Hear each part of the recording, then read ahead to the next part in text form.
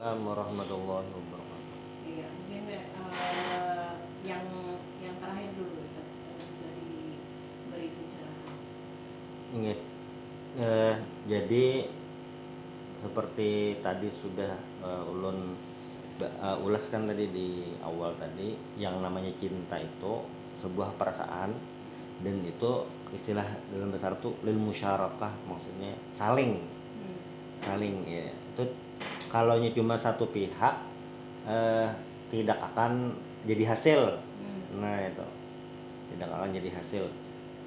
Misalnya cuma yang laki-lakinya aja cinta, biniannya kada jadi kawin, berdatang kada diterima kan itu. Nah jadi memang harus kedua belah pihak itu.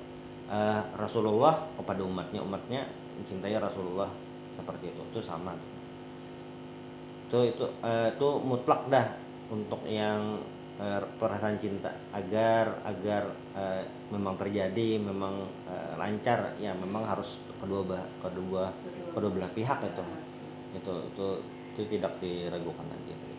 Tapi kalau yang tadi pertanyaan apa tadi, langgar berkunci. memang lah, mungkin sedikit melenceng mau bulan.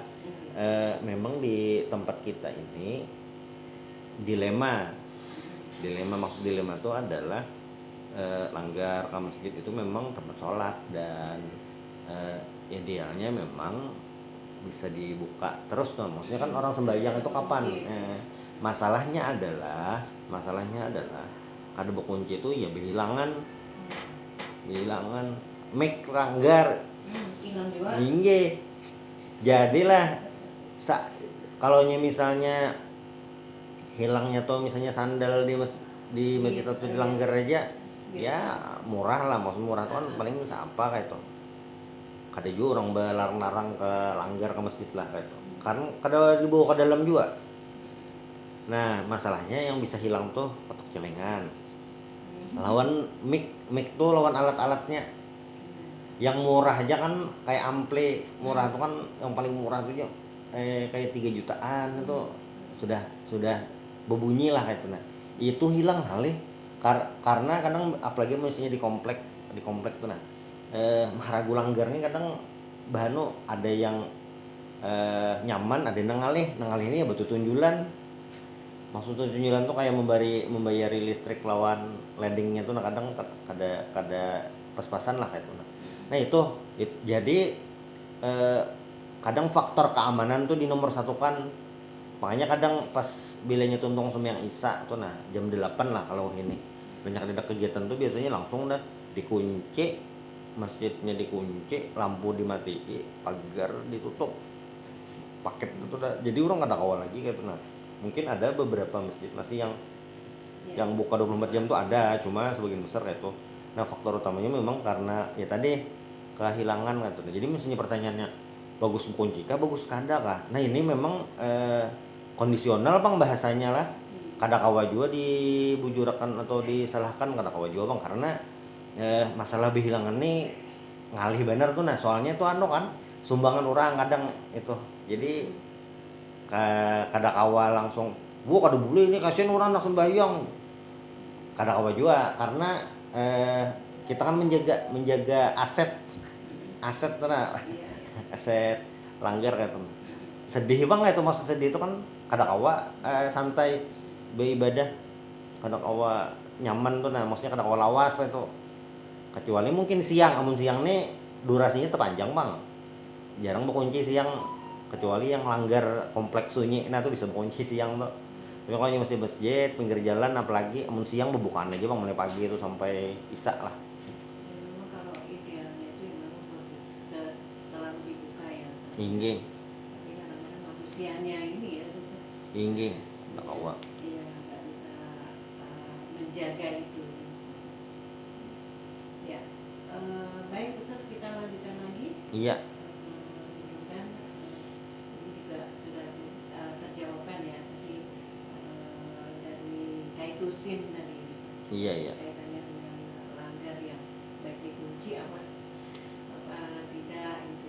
Apalagi kalau kata kaitusin tadi tempatnya di apa katakanlah di agak sedikit apa sunyi lah. Iya, gitu. sunyi. Itu ya mungkin akan lebih baik kalau dikunci gitu ya Ustaz. Nggih.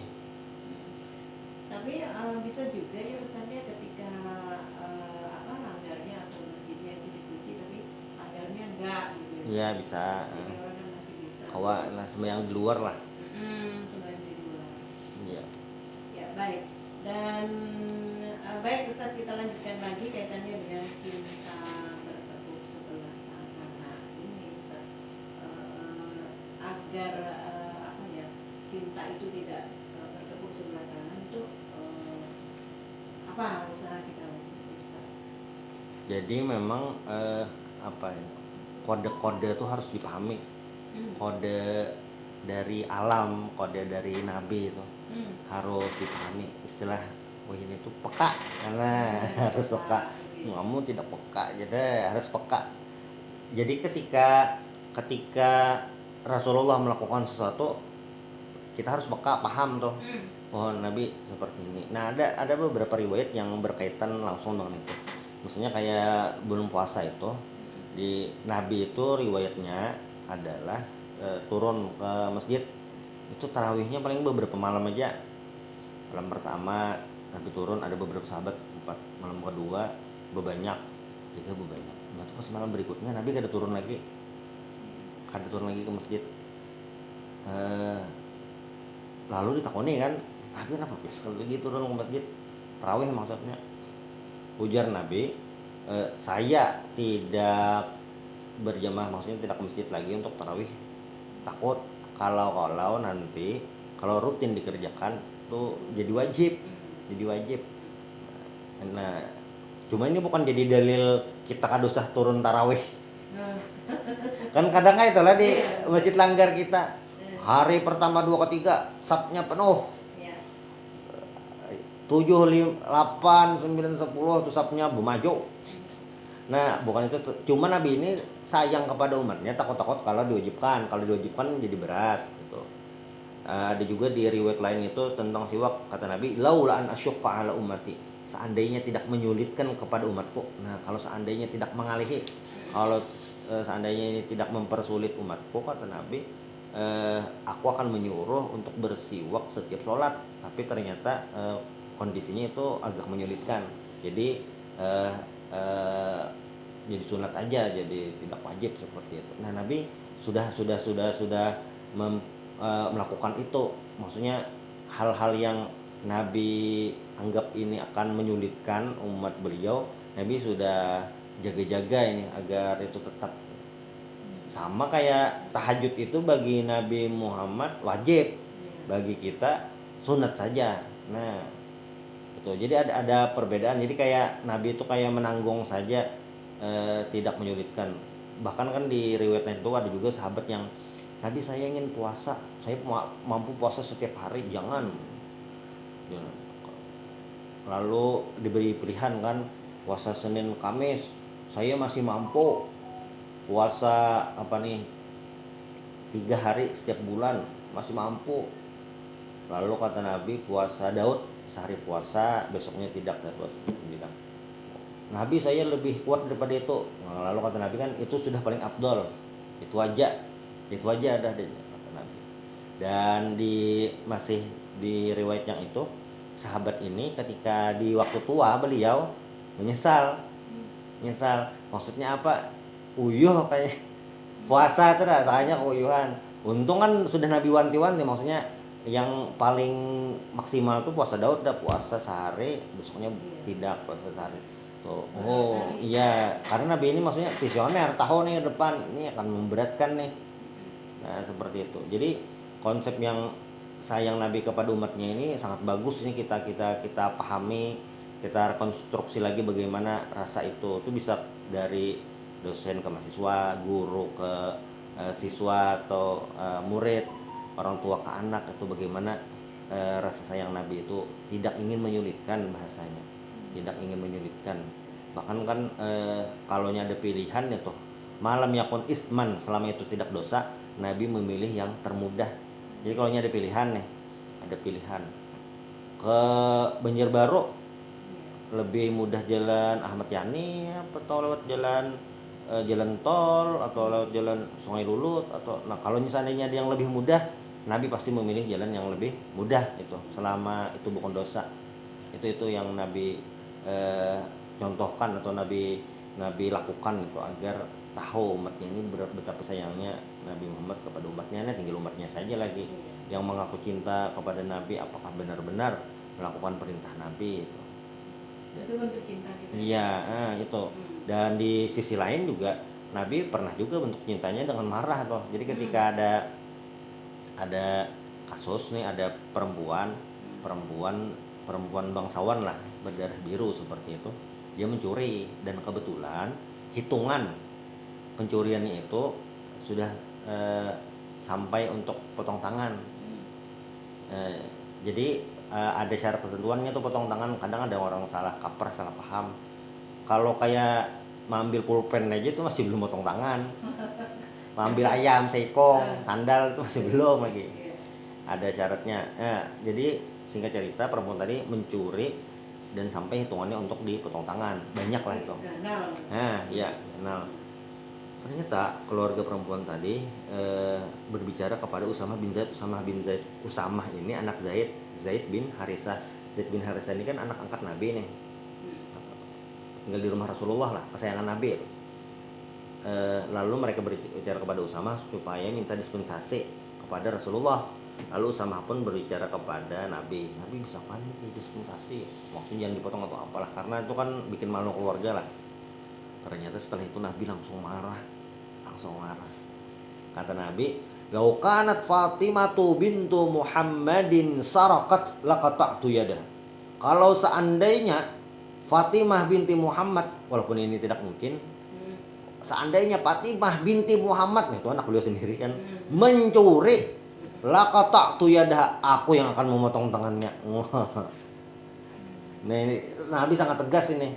Nabi sangat sayang kepada umatnya agar apa? Keadilan itu memang benar-benar dilakukan, ditegakkan itu. Nah, ini bentuknya Nabi yang tipe marah nih, supaya semuanya merasakan itu keadilan.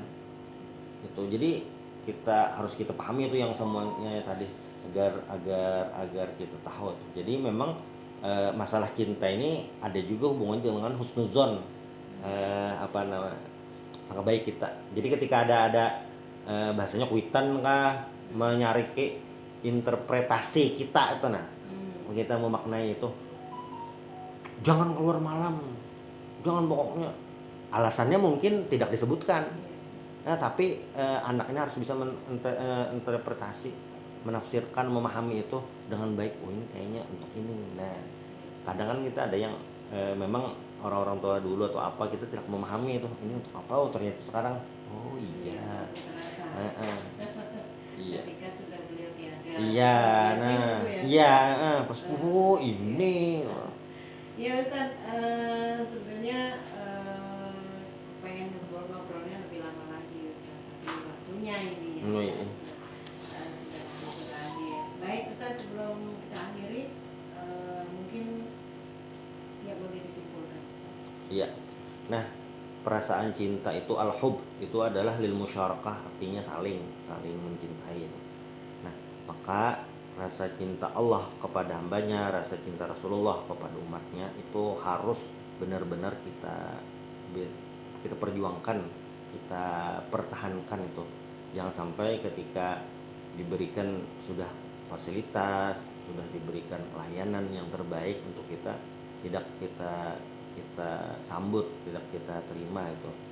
Panggilan apapun yang dilakukan, kayak panggilan azan itu harus kita nikmati, harus kita pertahankan lah itu. Nah, agar cinta kita ini tidak bertepuk sebelah tangan.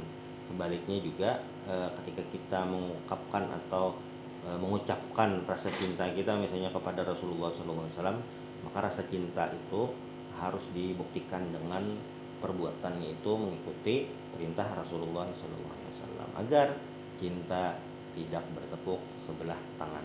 Nah, itu. Ya, baik. Terima kasih Ustaz untuk pencerahannya di pagi hari ini. Iya, sama-sama. Dan terima kasih juga yang sudah bergabung. Insya Allah kita berjumpa kembali di lain kesempatan ya Ustaz ya. Nggih. Baik, dan kita akhiri untuk perjumpaan kali ini dengan ucapan wassalamualaikum warahmatullahi wabarakatuh. Waalaikumsalam warahmatullahi wabarakatuh.